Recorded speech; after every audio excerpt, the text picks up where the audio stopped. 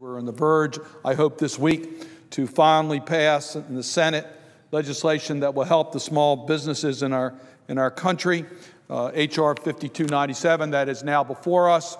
And hopefully we're going to be able to get this legislation through the United States Senate.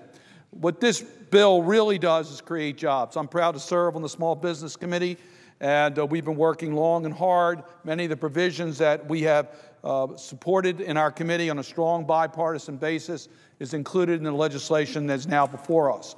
This bill is about helping small businesses so we can create more jobs for our community.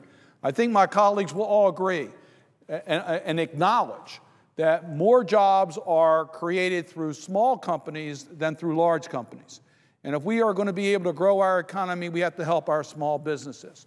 It's also known that innovation is more likely to come from the opportunities from small companies. So we really need to pay attention and help our small companies, help our economy grow. I've traveled the state of Maryland.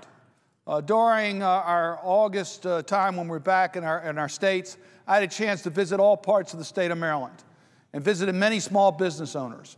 And the number one issue they continue to raise with me is the availability to be able to borrow money, to get credit for their businesses to expand.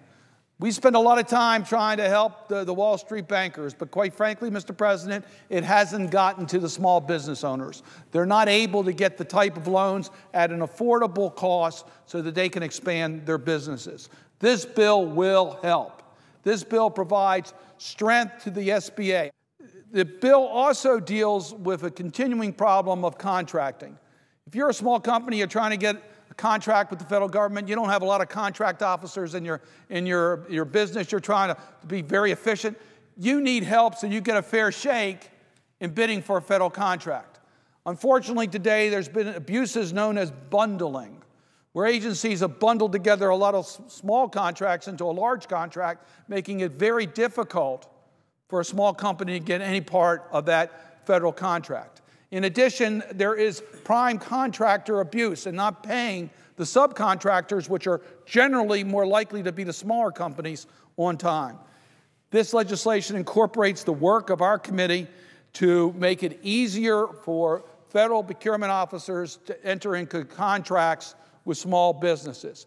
The proposal is estimated to create another 100,000 jobs in our community.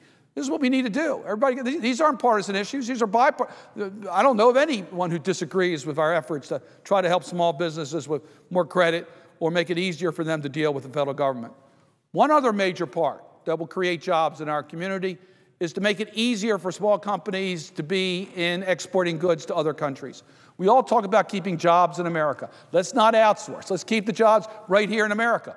Well, again, if you're a small company and you're trying to get through the bureaucracy of exporting, it can become very difficult. This legislation makes it easier for our small companies to be able to participate in international trade, keeping jobs here in America, creating more jobs, helping our economy, reducing the balance of payment problem we have with other countries. It's a win-win-win situation for the U.S. economy. In addition, this legislation provides tax relief for small companies. Tax relief. We all talk about that. It makes it higher deductions for startup costs. So businesses, small companies can start companies knowing that they'll get a help from the federal government as far as tax relief. It provides tax equity for small companies in the deductions of their health insurance costs and allows for the continued write-off of capital expenditures that were included in the Recovery Act. So, Mr. President, there's a lot of tools to help small companies grow.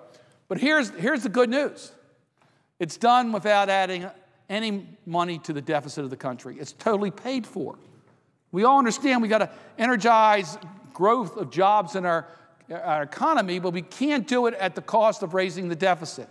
This bill provides the tools, but makes sure that we don't add to the deficit of the country, again, strengthening the underlying economy so that we get true job growth.